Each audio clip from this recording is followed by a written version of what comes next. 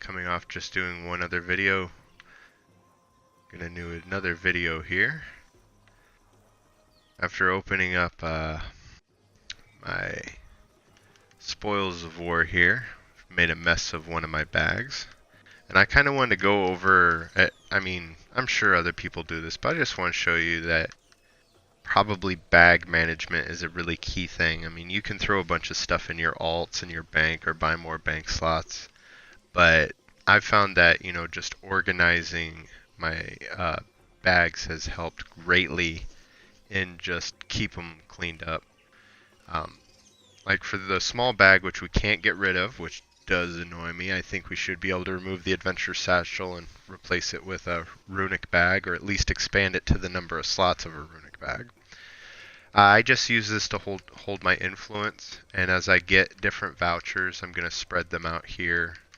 And that way, anytime I pick up a voucher or gather any influence or shards, they all go in here. They don't get spread out throughout the bag. And most of the stuff that I organize is going to be character or account bound, and there's a reason for that, and I'll get to that in a moment. So the next bag, I've got all of my stones in here. And some of these I spread out like this, like I get, you know, the common ones frequently, so I'm going to make enough space for those. And, you know, I go 3, 2, and 1, because I really don't get too many blues. And then I keep all of my refining stones here, which come the next update I might have to make this whole bag nothing but these refining stones, because we won't be getting any of these stones over here. My next bag, a lot of this stuff, yes, it can be resold, but this is like the getting ready for battle bag. So anything that I'm going to pot up with when I go into a really big dungeon, I want to bring my A game, is going to be here, as well as my overload enchantments. I always run a greater lethal and a greater black ice. I haven't taken the time to really test to see if the AP buff stacks. I think it does, because I mean they both proc for the one for the lethal for getting crit, and the other one for the corrupt for getting power. So I'm hoping that the AP gain stacks as well. But I run one of each of those standard unless I go into a specific dungeon where I take out my crit one, because I'm already kind of exceeding 90% crit. So I'll go ahead and put in these to maximize my damage. I don't really use these, but I organize them down here. Sometimes I might take one, you know, if I'm in a low level dungeon, just to do it, since, you know, we pick these up all the time. But since these are not bound, a lot of times what I'll do is, especially if I hit 99 or whatever, I'll go ahead and sell them off. Next bag, of course, is my enchantments. So a lot of these, like I said, you're going to see they're bound to account. So once it hits 99, it'll drop down in the next one, and so on. What I do from there is, oh, real quick, I keep one artifact down in that corner at all times. And that's called my trash can. So things that are account bound and I can't sell them off, once I overflow in something in one of these further bags, I will actually go into my trash can and refine those items into it to keep my inventory clean. And because I see a lot of people that'll end up picking up rank 5s or rank 4s or something, and they'll just throw them away or discard them, and I'm like, no, use them up. Might as well. I mean, this is just going to be like a feeder that I use at some point, so I just keep it down there, keep filling it with, you know, rogue refinement that gets out of hand and keeps my bag nice and neat.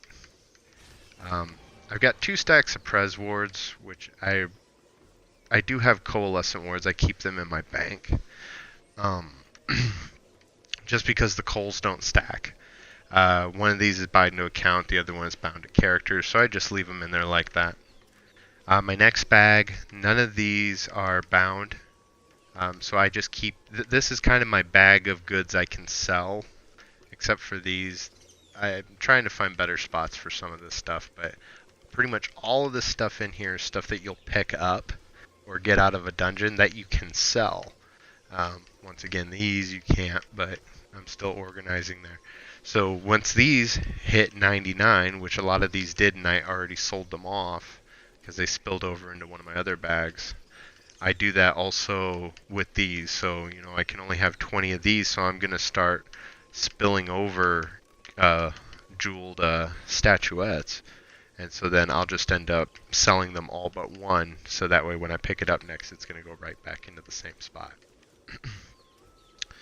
The lock boxes, it's kind of filler at this point because we're only picking up the Merchant Prince lock boxes. But in these last two bags, I try and keep them as empty as possible until I did the opening of all those bags. All I really had in here was, well, Tamora's gift, but these treasure maps. And I'll use those up and then my bags will be empty again. So I do that so that way if I do heavy salvage runs with my guild or anything, I don't have to worry. The only thing I have to worry about doing is getting rid of my seals.